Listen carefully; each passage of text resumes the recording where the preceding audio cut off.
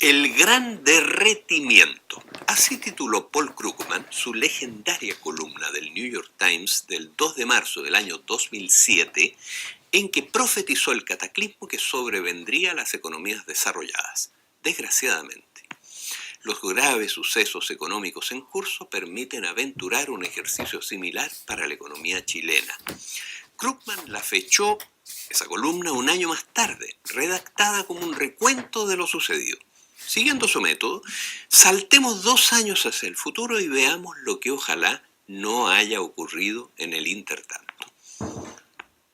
Estamos en el 2018. El derretimiento del modelo económico chileno se inició hace exactamente 2 años, en enero del 2016. Ese mes sucedieron 2 fenómenos ominosos. El cobre cayó por debajo de su promedio de largo plazo de $2 por libra, continuando el derrumbe de precios de materias primas, monedas emergentes y bolsas, que venía cursando desde el inicio de la década. Al mismo tiempo, las bullantes bolsas desarrolladas sufrieron su peor inicio de año en registro, a pesar que las respectivas economías consolidaban la recuperación que venían experimentando en el mismo periodo. Pocas veces tantos expertos se equivocaron tanto en tantas explicaciones como las que publicaban por esos días. Atribuían la caída de las materias primas a lo que denominaban sus fundamentos, un exceso de oferta y una desfalleciente demanda. Nadie se preguntaba por qué tal exceso parecía afectar a todas por igual, y cómo era que la caída brutal en la demanda requerida para explicar el derrumbe de todos sus precios a menos de la mitad coincidía con niveles de consumo productivo sin precedentes y un futuro auspicioso en las economías desarrolladas en curso de reanimación.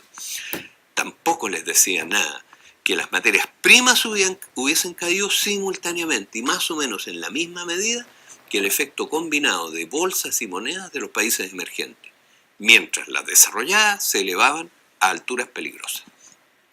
Transcurridos 2 años, estamos en el 2018, ya nadie cuestiona que el llamado superciclo de materias primas y mercados emergentes ha estado determinado por el ciclo secular de las economías desarrolladas al que sigue, exactamente al revés. Aquel se va a las nubes cuando éstas han sufrido crisis seculares, como sucedió en los años 1970 y luego en los 2000.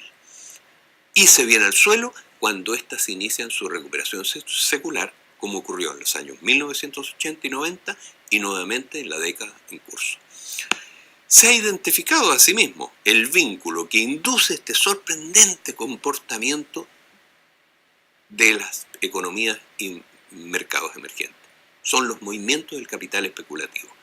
Este abunda en las economías centrales durante los periodos de turbulencia, puesto que no encuentra allí, las economías grandes, oportunidades de inversión productiva. Se vuelcan entonces a la especulación en materias primas, bolsas y monedas emergentes, alterándolas por completo debido a sus dimensiones más reducidas. Se ha vuelto a estudiar, estamos en el 2018, a los economistas clásicos que hace 2 siglos descubrieron que la demanda de todas las mercancías escasas no tiene una, sino 2 componentes: producción para consumo final, como todas las demás, y especulación. Esta última se genera porque sus precios no guardan relación con sus costos de producción como en el resto, sino dependen exclusivamente de la demanda y por lo tanto cambian a cada instante. Ello los torna irresistibles a los especuladores, cuya entrada hace que su demanda y por lo tanto sus precios, los de las materias primas, resulten aún más volátiles y veleidosos. El gran vuelo de los capitales golondrinas regresando al norte durante la segunda década del siglo derrumbó lo que su visita durante la primera había inflado en el sur. Pero tuvo otra consecuencia que resultó letal. Tal como había ocurrido en los años 1980, aprovechando la plata dulce, los grandes grupos económicos emergentes se habían sobreendeudado en moneda dura, hasta acumular a creencias equivalentes al Producto Interno Bruto del país. Al depreciarse bruscamente las monedas emergentes, sus deudas se dispararon al mismo momento que no había nadie dispuesto a a refinanciarlas. Los campeones de la década del 2000 corrieron la misma suerte que sus antecesores de los años 1970, arrastrando en su caída al sistema financiero y la economía en su conjunto. Los años 2016 y 2017 vieron caer uno tras otro los grandes grupos que habían rozado el cielo endeudándose en dólares, mientras el grueso de sus ingresos se generaba en depreciados pesos y reales. Aún más estrepitosa fue la caída de grupos menores que se venían debatiendo al borde de la insolvencia. Arrastraron al sistema financiero, asimismo fuertemente endeudado en moneda dura. En una palabra, se repitió lo ocurrido en 1982 y 1983, solo que en dimensiones muchísimo mayores. A nivel global, las turbulencias financieras de inicios del año 2016 se desenvolvieron a lo largo de los 2 años siguientes hasta que las principales bolsas internacionales vieron diluirse la sobrevaloración que tenían en ese momento. Asimismo, las principales monedas se depreciaron, corrigiendo los absurdos niveles que habían alcanzado el endeudamiento privado y público en las economías centrales. Las grandes mineras internacionales perdieron la mayor parte de su valor bursátil y las que se dedicaban principalmente al corretaje fueron a la quiebra, lo que se veía venir ya en el año 2015. Varias vendieron o cerraron sus operaciones en Chile, paralizando el grueso de las enormes inversiones que habían puesto en marcha en años de vacas gordas. Arrastraron a sus proveedores y reventaron las burbujas inmobiliarias y de todo orden que por esos años se habían venido inflando en las ciudades del norte. Inicialmente, el gobierno reaccionó con debilidad y las autoridades económicas actuaron equivocadamente. Si bien no repitieron el clásico error de fijar el tipo de cambio como en los años 1980, intentaron vanamente impedir la devaluación del peso para favorecer a los grandes acreedores, consumiendo en ello buena parte de las reservas acumuladas. Por otra parte, aplicaron recortes y acentuaron la política de austeridad que ya se insinuaba en el presupuesto del año 2016, todo lo cual agravó severamente la crisis. La cesantía se disparó y después de un tiempo estallaron protestas populares masivas en las mayores ciudades del país, tal como había ocurrido antes a partir de 1983. Así culminó la crisis política general que se había venido desenvolviendo a lo largo del año 2015. El gobierno, encabezado por la presidenta Bachelet, despertó de su letargo y la nueva mayoría se alineó decididamente tras de ella. La oposición, de fuera y dentro de la coalición, tras varios intentos frustrados por devolver el poder a los viejos líderes concertacionistas, comprendieron que la disolución del sistema político no convenía a nadie y a regañadientes aceptaron la conducción presidencial. Ya en su mensaje del 21 de mayo del año 2016, la presidenta había manifestado su disposición a enfrentar la crisis acentuando su política de reformas. Anunció en ese momento, por ejemplo, que iba a terminar de inmediato con las becas y el infame CAE, extendiendo así la gratuidad a la mayoría de los estudiantes. Asimismo, anunció que la mayor parte del presupuesto de subvenciones escolares se iba a redestinar a colegios gratuitos que se instalarían en cada barrio. A poco andar, impuso asimismo a las autoridades de Hacienda una política de reactivación como la que implementó durante su primer mandato. Cuando vinieron las grandes protestas, la presidenta no recurrió a la represión, como se lo exigían la derecha y sectores de su coalición. Por el contrario, recogiendo las demandas principales de la ciudadanía, presentó 3 reformas profundas al Parlamento que las aprobó a regañadientes, pero con mayoría suficiente. Una reforma constitucional que autorizó la realización de un plebiscito para elegir una asamblea constituyente y su propia renovación del Parlamento mediante el nuevo sistema proporcional. En segundo lugar, la renacionalización del cobre y en tercer lugar, el término de las AFP e ISAPRE.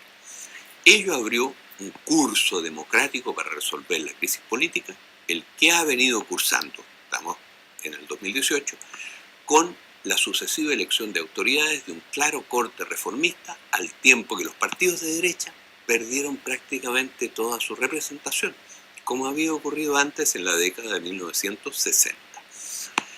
Se pusieron en práctica sucesivamente las grandes reformas, la primera de las cuales fue adoptar la propuesta C de la profesora Leocadio Bresac en la Comisión Bravo, terminando con las AFP, cuyo desprestigio se había acentuado a grados insostenibles por las fuertes pérdidas de los fondos de pensiones en las turbulencias financieras de los años 2016 y 2017.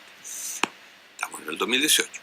Se restableció el sistema de reparto, se jubilaron de inmediato todas las personas que habían cumplido su edad legal de retiro y se duplicaron todas las pensiones. Se terminaron los cuantiosos subsidios fiscales a las AFP, lo que permitió duplicar asimismo las pensiones solidarias y mejorar las más bajas del antiguo sistema de reparto, aparte de financiar la gratuidad al 100% de los estudiantes y reducir significativamente el déficit fiscal. Los fondos de pensiones, ahora administrados por el Estado, se trajeron de regreso al país y se invirtieron en emprendimientos productivos de todo tipo, especialmente pequeños y medianos, compensando de ese modo la fuga de capitales golondrina. Dichos fondos financiaron asimismo el plan de expansión de Codelco, que se mantuvo en pie en el entendido que son otros quienes deben reducir su producción en momentos de baja del superciclo. Se derogó la infame ley de concesiones mineras, recuperando el Estado el control efectivo de todos los yacimientos. Se está llegando a acuerdo, estamos en el año 2018, con las principales mineras privadas, la mayoría de las cuales ha aceptado permanecer en asociaciones en las cuales aportan sus instalaciones, debidamente depreciadas, y Codelco asume el control, aportando parte del valor de los yacimientos. Se estableció una política racional de explotación de los recursos mineros y se destinó parte de su renta a estimular la creación de valor agregado en los encadenamientos productivos anteriores y posteriores a la explotación de los mismos.